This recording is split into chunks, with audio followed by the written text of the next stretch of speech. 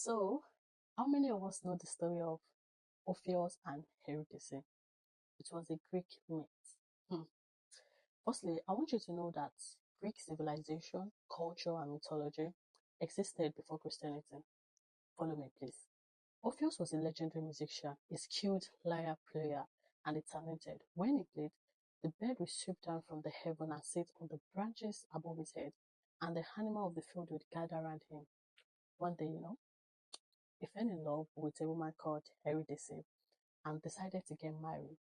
So the next morning, Eurydice woke up early and went out for a walk. Mind you, Orpheus was still in a deep sleep.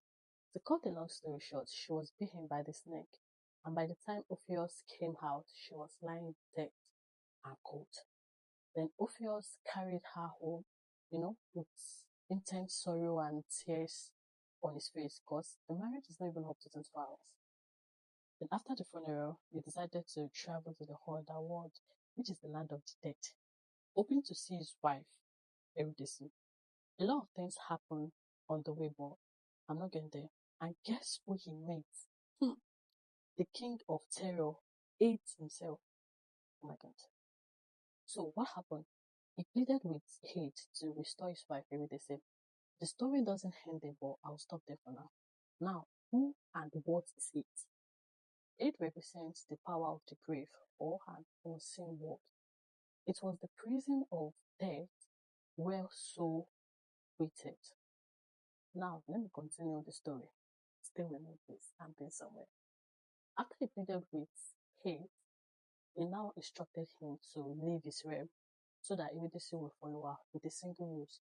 Orpheus, you must not glance back until you reach the surface. So, approaching the end, something came up. Freya kept in and he looked back, and Eurydice vanished. Now, let's get back to the Bible. Have you heard about Sheol in the Old Testament?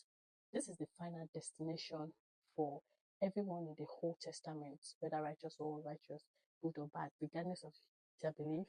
It is the land of forgetfulness. They don't praise God in Sheol, according to Isaiah 38:18 and Psalm 6 verse 5. Sheol in Hebrew, later translated to hate in Greek. The book of Luke highlights that the realm was divided into two distinct sections, which are Abraham's bosom and where Lazarus was, and the place of torment, like where the rich man, Korah, like that was. Mind you, Abraham's bosom was still in Sheol, realm of the dead, because the final sacrifice for sin had not yet happened. They are waiting for the Son of God, Jesus, for sacrifice, for the forgiveness of their sin, to also have access to heaven. Remember, no one can go to the Father except through Jesus Christ. There is a significant difference, and the big difference is victory. You know why? Orpheus failed to overcome it because he looked back.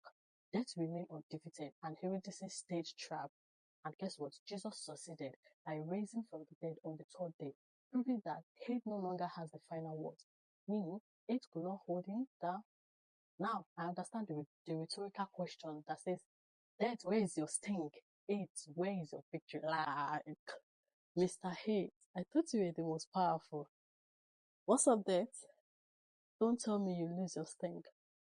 What happened to you guys? Guess what happened to them in the book of Revelation? Jesus says he now holds the key of death and hate, meaning they are useless, they are powerless, they have no right on your soul. And this is for anyone that have their life in Jesus.